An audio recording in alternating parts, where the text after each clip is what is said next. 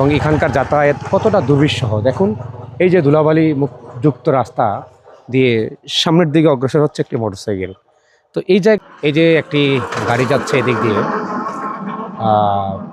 এই যে ধুলাবালি, নির্বাচন আসে, নেতা প্রতিশ্রুতি দেয় বিভিন্ন কিছু হবে, কালভার্ট, স্কুল, কলেজ, রাস্তাঘাট, ফ্যামিলি কার্ড, ভাতা, রেশন।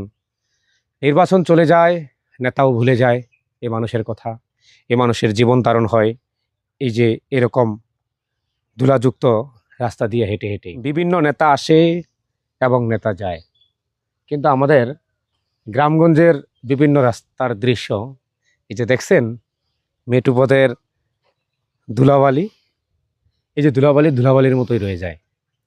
তো আমরা এই যেই এরিয়াতে এখন আছি, এটা হচ্ছে আমাদের শরীয়তপুর জেলার কাচিকাটা ইউনিয়নের একটি গ্রামে। তো গ্রামীণ রাস্তাগুলো মেটুপথের একেবারে যেরকম থাকে সেই রাস্তা বালু দিয়ে একটি কাঁচা রাস্তা করেছে এখানে।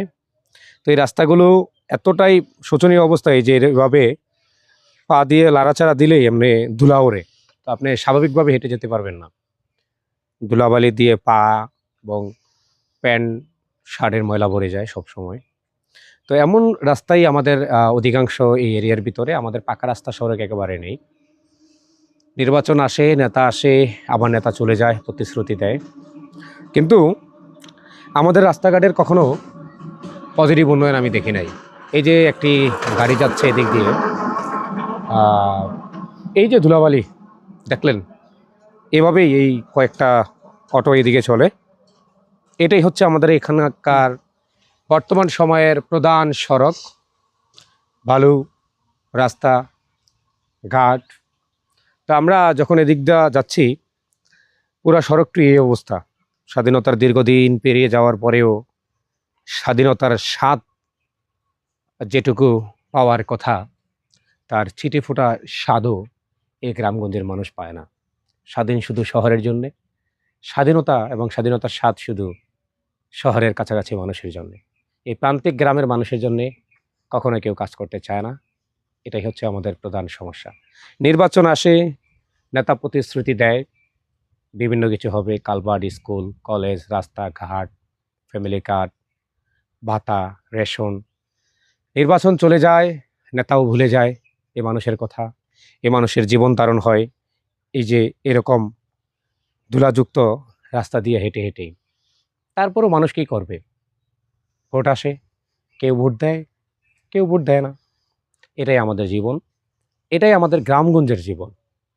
তো এখানকার মানুষ নাগরিক সুযোগ সুবিধা একেবারেই পায় না। দেখুন, এখানে একটা মোটরসাইকেল আসছে, আপনাদেরকে দেখাবো যে এই মোটরসাইকেলটা যাওয়ার সময় কি পরিমাণ ধুলাবালি এই রাস্তা দিয়ে হয় এবং এখানকার যাতায়াত কতটা দুর্বিষহ দেখুন।